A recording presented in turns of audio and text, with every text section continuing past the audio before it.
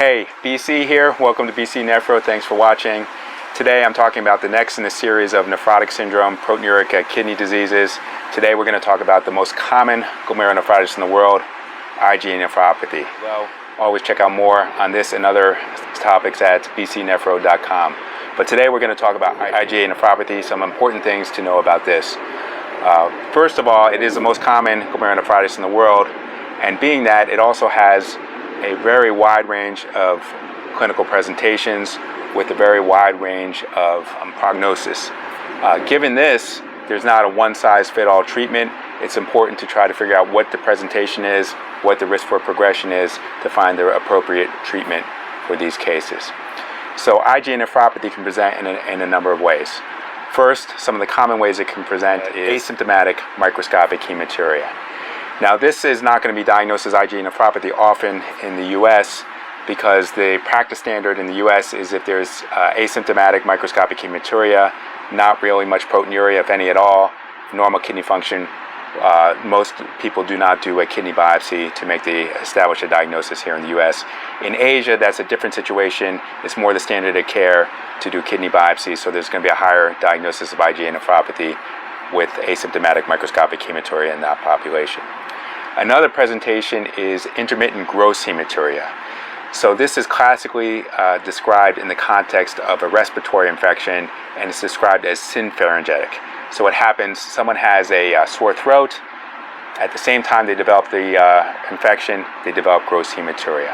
Now this is different than post-streptococcal or post-infectious glomerulonephritis, where they have the strep pharyngitis first, and then a week or two later they develop the hematuria. Now, this gross hematuria presentation can also present with acute kidney injury, and the etiology of that is hypothesized to be obstruction of the tubules by the RBC cas, but it has a good prognosis. Just supportive care typically gets better. Another presentation can be slowly progressive chronic kidney disease, and this is really the patients with proteinuria have the highest risk factors for this, and so these are some where treatment is often indicated. Some other presentations, it can present as an RPGN, a rapidly progressive glomerulonephritis with AKI crescents, and this is going to be treated like any other RPGN, typically with cyclophosphamide along with steroids. There is a form of IgA Vasculitis, which has been referred to as Henoch-Schönlein purpura, and this presents with other vasculitis, a vasculitic rash, palpable purpura, GI manifestations, abdominal pain as well. It can also present as like a minimal change, like a full-blown nephrotic syndrome. So, wide range of presentations. You're going to have to sort out which is the presentation and which is the treatment.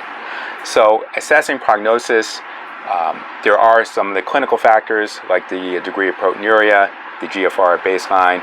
There are some pathological factors, and there's a standardized score, the MEST-C score, which we'll go into detail in the article on the link below.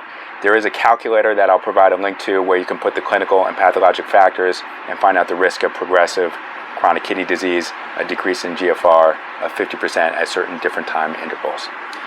Now, we're going to get into treatment. So you have the diagnosis of IgA nephropathy, and the ones we're going to focus on here are the ones with the slowly progressive chronic kidney disease, because you want to either arrest that or slow it down. So really what you're looking here is proteinuria. So if there's any degree of proteinuria, more than 500 milligrams a day, any degree of overt proteinuria, you're going to want to treat this with supportive care. So supportive care really includes blood pressure control, either ACE inhibitors or angiotensin receptor blockers, maybe add on SGLT2 inhibitors, and there's a newer agent that can be substituted for the ACE or ARB as well as a combination endothelin antagonist and ARB, which may be more beneficial than the ARB alone. So if you want to see a link to supportive care treatment of proteinuria in general, how I do it, there'll be a link in an article at bcnephro.com. So then, some patients are going to need to be treated with steroids. Niche for people to be treated with steroids if they have more severe proteinuria, more than 1 gram of proteinuria a day. So if patients have more than 1 gram of proteinuria a day, this is a reason to do a kidney biopsy to see if they have IgA nephropathy. They may or may not have microscopic hematuria along with it, and if they have more than 1 gram of proteinuria a day despite the ACE inhibitor or ARB, despite the SGLT2 inhibitor, then you're likely going to want to treat it with steroids. unless the GFR is too far gone, there's too much scarring in the biopsy where you don't think steroids are going to be useful, or there's other adverse effects. Now, there's different steroid regimens that'll be linked to in the article. Typically, steroids are done for 6 months. There's a newer regimen that may be done for 9 months, but you can either do prednisone, a lower dose methylprednisolone, or targeted release budenoside, which acts at where the IgA production is thought to be in the terminal ileum.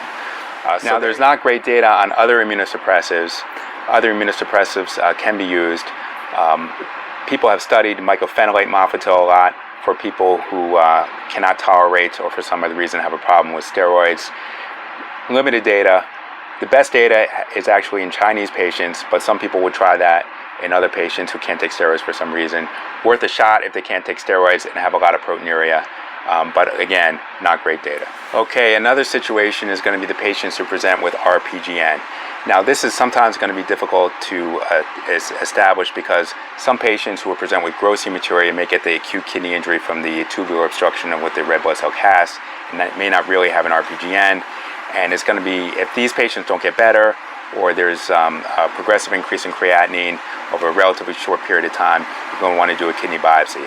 It's even more difficult because there actually may be some crescents on the kidney biopsy in the people who have the benign prognosis and are going to recover. But if there's a lot of crescents, more than 50%, and a really progressive RPGN picture, you're going to want to treat that like you would treat RPGN, and this typically is going to be with cyclophosphamide along with steroids. So there you have it, IgA nephropathy, the most common glomerular disease in the world, with a wide range of presentations, and it's up to you to figure out what the prognosis is and which people are going to benefit from treatment with supportive care or the addition of immunosuppressants, most commonly steroids. Again, thanks for watching. Check out the link for more information at bcnephro.com.